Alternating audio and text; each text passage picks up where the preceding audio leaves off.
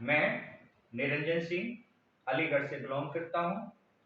मैं अपनी क्वालिफिकेशन के बारे में बात करूँ तो एमए इंग्लिश से मेरिट यूनिवर्सिटी से किया हुआ है और बीएड मैंने आगरा यूनिवर्सिटी से किया हुआ है। टेट मैंने प्राइमरी लेवल का क्वालिफाई किया हुआ है और सी टेट भी प्राइमरी लेवल का क्वालिफाई किया हुआ है और मैंने जूनियर लेवल का टेट और सी टेट दोनों क्वालिफाई किए हुए हैं और सुपर टेट भी मैं क्वालिफाई किए हुआ हूँ। तो मैं बेसिकली अलीगढ़ से बिलोंग करता हूँ। मेरी हॉबी पढ़ाने की रही है शुरू से, तो मैं पढ़ाता भी हूँ, लेकिन मैं जो आजकल काम कर रहा हूँ वो लोगों की फिटनेस पर काम करता हूँ, क्योंकि लोग के अंदर कौन सी बीमारियां कैसे आ रही हैं और उनको कैसे हम बिना दवाइयों के शॉर्ट आउट कर सकते हैं, तो वो हम काम करते हैं फिटनेस पर। लेकिन मेरे मन में एक ख्याल आया है कि मैं गांव देहात के बच्चों को कुछ सिखाना चाहता हूँ। क्यों? कि मेरी हॉबी है पढ़ाना, सिखाना। क्योंकि जब तक हम अपनी किसी भी चीज को सीखेंगे नहीं तो जीवन में हम जीतेंगे भी नहीं। तो इसलिए मेरे मन में जो विचार आया है, मैं आप लोगों को सिखा करके, देहात के बच्चों को सिखा करके आगे बढ़ाना चाहता हूँ, क्योंकि विद्या का दान सबसे बड़ा दान कहलाता है। तो इसलिए मैं आज आपको बेसिक चीजों से रूबरू कराऊंगा, क्योंकि बहुत सारे बच्चे बेसिकली हमारी जो भाषा है, मातृभाषा हिंदी है, लेकिन हम हमारी जो मातृभाषा पर पकड़ बनाए हुए है वो इंग्लिश पकड़ बनाए हुए है। क्योंकि पूरा जितना भी हमारा विश्व है उसमें 70 to 75% हमारा इंग्लिश का प्रभाव है और अब आज हमारे भारत में भी इंग्लिश का बहुत बड़ा प्रभाव है। और देहात के बच्चों से आज कॉन्वेंट स्कूल के बच्चे बहुत आगे निकल रहे हैं। क्यों? कि उनका पढ़ने का जो मीडियम होता है वो इंग्लिश होता है। तो इंग्लिश हमारी जब कमजोर रह जाती है तो मीडियम इंग्लिश नहीं रहता, तो हम उन बच्चों से बहुत काफी पीछे रह जाते हैं। तो मेरा आज यही उद्देश्य है, आपको आगे बढ़ाना सिखा करके, क्योंकि हम सीख कर ही आगे बढ़ सकते हैं, सीख सीख कर ही हम किसी चीज को जीत सकते हैं। तो बेसिक चीजों से आज मैं शुरू करूंगा। क्यों? कि जब तक हम अंग्रेजी में अपना नाम लिखना नहीं जानेंगे, सेंटेंस कैसे बना पाएंगे, जब सेंटेंस नहीं बनाएंगे तो हम ट्रांसफॉर्म कैसे कर पाएंगे, इंग्लिश को स्पीक कैसे कर पाएंगे। तो मेरा जो मेन मोटो रहेगा, मेरा मेन उद्देश्य रहेगा, वो बच्चों को इंग्लिश ग्रामर सिखाना है और स्पीकिंग कराना है। और जब हम इंग्लिश स्पीकिंग करेंगे तो आप अपने जीवन में बहुत अच्छे से आगे बढ़ सकते हैं। तो मेरा जो पार्ट रहेगा वो इंग्लिश स्पीकिंग का और किसका, बेसिक इंग्लिश ग्रामर का रहेगा, जिसमें हम सारी चीजों को कवर करेंगे। तो आज हम कवर करने वाले हैं कि हम हिंदी वर्णमाला से और अंग्रेजी वर्णमाला को कैसे कन्वर्ट कर सकते हैं। तो जैसे हम लिखा हुआ है हमने इंग्लिश, तो आज हम हिंदी वर्णमाला के अक्षरों को लिखते हैं और बताएंगे आपको बच्चों कि कैसे हम अंग्रेजी में नाम को कन्वर्ट कर सकते हैं हिंदी से अंग्रेजी में। तो आइए सीखते हैं। पहले सबसे पहले हम वर्णमाला हमारा हिंदी अ, क्योंकि हम बेसिक चीजों को भूल गए। हमारे हिंदी वर्णमाला में जो अक्षर होते हैं, अल्फाबेट होते हैं, वो 49 होते हैं, बट इंग्लिश में हमारे 26 होते हैं। तो 26 से हम 49 अक्षरों को कैसे कन्वर्ट कर सकते हैं, तो वो आज हम सीखने वाले हैं। अ,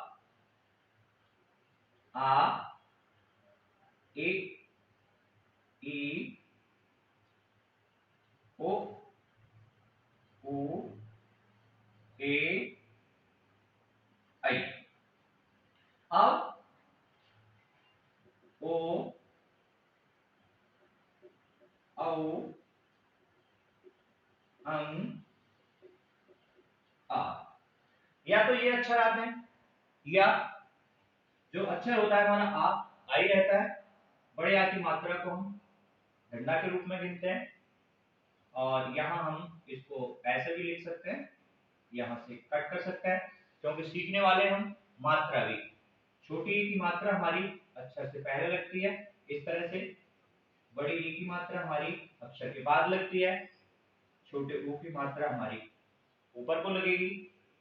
बड़े ऊ की मात्रा हमारी अक्षर के नीचे लगती है। और छोटी ए की एक मात्रा होती है, अक्षर के ऊपर होती है। और बड़ी ए की मात्रा हमारी 2 होती है। की मात्रा हमारी एक होगी, वो डंडे के ऊपर होती है, और बड़े ओ की मात्रा हमारी दो होती है, और अंक की मात्रा हमारी ऊपर आती है, और बड़ी अंक की हम बिंदी रखते हैं। तो इसको हम बेसिकली जानेंगे कि किस तरह से हम इनको बोलते हैं, और उसी तरह से हम अल्फाबेटिकली इनको कन्वर्ट कर सकते हैं। तो सबसे पहले हमारी जो वर्णमाला होती है अ, आ, बड़ा आ होता है, उसमें आवाज ज्यादा आती है। छोटी ई बोलते हैं हम इसको ए, और ई, छोटी ई में हमारी जो मात्रा है वो कम आवाज देती है, और बड़ी ई में जो मात्रा आवाज देती है वो ज्यादा देती है। ए, ई, ओ, ऊ, ए, आई, वो बड़ी ए नहीं होती, बेसिकली ए आई होता है। तो आई में दो अक्षर आते हैं हमारे, ऐसे ही ओ, औ, अं, अ। तो इसको हम आज क्लैरिफाई करके आपको सिखाने वाले हैं। अ हमारा ए से बनता है, और जब हम बड़े आ की मात्रा लगाते हैं तो या तो ए से लगाएंगे, और कहीं कहीं हम डबल ए से भी लगाते हैं। ये हमारा बीच में कॉमा है, क्योंकि दोनों अक्षरों से बनता है। और छोटी ई की मात्रा हमारी आई से लगती है, ए आई से लगती है, और कैसे कन्वर्ट करेंगे वो हम नाम जब लिखवाएंगे सिखाएंगे तो उसमें सारी चीजों को कवर करने वाले हैं। ई बड़ी ई से लगती है, यानी कि बड़ी ई की मात्रा हमारी डबल ई से लगती है। ओ छोटी ऊ की मात्रा हमारी यू से आती है, और बड़ा ऊ जिसको बोलते हैं ऊ, ये डबल ओ से होती है। और ए की मात्रा हमारी ई से आती है, और आई आई में दो अक्षर आए बेसिकली आ और ई। आ हमारा बनता है ए से, और ई बनता है हमारा आई से। तो ये मात्रा लगती है हमारी ए आई से, तो आई होता है। ओ से बनता है, और इसको बोलते हैं औ। तो औ में दो अक्षर आए हमारे आ और उ, तो ए बनता है हमारा ए और यू से। और अंग में दो अक्षर आते हैं अ, अंग, आ और ना। तो ये हमारी मात्रा लगती है ए एन से, और ये हमारी मात्रा अह होता है, ये अह।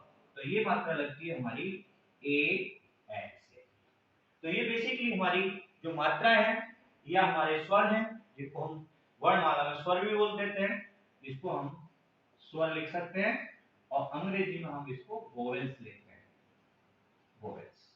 तो हम इसको यहाँ भी इस तरह से क्लैरिफाई कर सकते हैं स्वर हमारे। और इसके बाद एक होता है हमारा रे से ऋषि, एक अक्षर होता है रे ऋषि, तो ये हमारा आर से बनता है। लेकिन आर आई से इसको हम इंडिकेट करते हैं, ये व्यंजन होता है बेसिकली, लेकिन स्वरों की श्रेणी में रखा गया है। तो इसलिए हमारे वोवेल्स 12 होते हैं, क्योंकि जब हम कंपोनेंट्स को पढ़ाएंगे, अक्षरों को पढ़ाएंगे, तो उसमें आपको पता लगेगा कि व्यंजनों का और स्वरों से हमारा संबंध क्या होता है। तो ये हमारे वोवेल्स हैं 12, और रे ऋषि हमारा 13वां अक्षर है। ये दोनों जगह हमारा कंपैरेटिव करता है, यानी स्वर में भी काउंट होता है और व्यंजन में भी काउंट होता है। तो ये समझ में आ गया हमारा इंग्लिश में स्वर यानी कि वोवेल्स अ, आ, ई, ओ, ए, ऐ, ओ, औ, अं, अः। तो आ से हमारा ए, बड़े आ की मात्रा हमारी कहीं कहीं ए से लगती है, कहीं कहीं डबल ए से लगती है।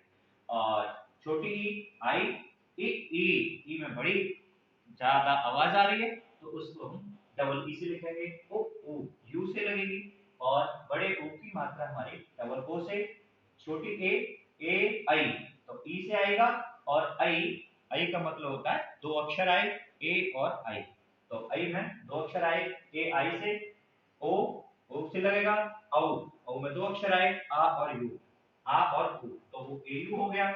अंग में दो अक्षर आए आ और ना, तो आ और ना ए एन से लगेगा, अह ए एच। और रे ऋषि जिसको बोलते हैं वो आर आई से लगता है। तो आज हमने स्वर बताया आपको, और स्वर से आगे हम चलने वाले हैं आगे। ये हमने कवर किए आज वोवेल्स यानी कि स्वर। अब हम, ये पार्ट 1 हुआ हमारा, अब हम कवर करने वाले हैं व्यंजन को यानी कंसोनेंट्स को। तो ये हम पार्ट 2 में कवर करेंगे कंसोनेंट्स को, यानी हम अगली जो वीडियो देंगे वो कंसोनेंट कॉन्सोनेंट्स की यानी व्यंजन की देंगे। व्यंजन हमारे कौन कौन से होते हैं, कौन सा अक्षर हिंदी का कौन से इंग्लिश अल्फाबेट से हमारा बनता है, तो हम अगले पार्ट में देने वाले हैं। तो हमारा अगला पार्ट कॉन्सोनेंट्स का जरूर देखिएगा। और आपको वीडियो अच्छी लगती है तो हमारे पेज को फॉलो करो, चैनल को सब्सक्राइब करो और अपने दोस्तों को, अपने मित्रों को हमारी वीडियो को शेयर जरूर करो। Thank you. आज के लिए बस इतना ही, तो मिलते हैं अगली वीडियो में। Thank you so much.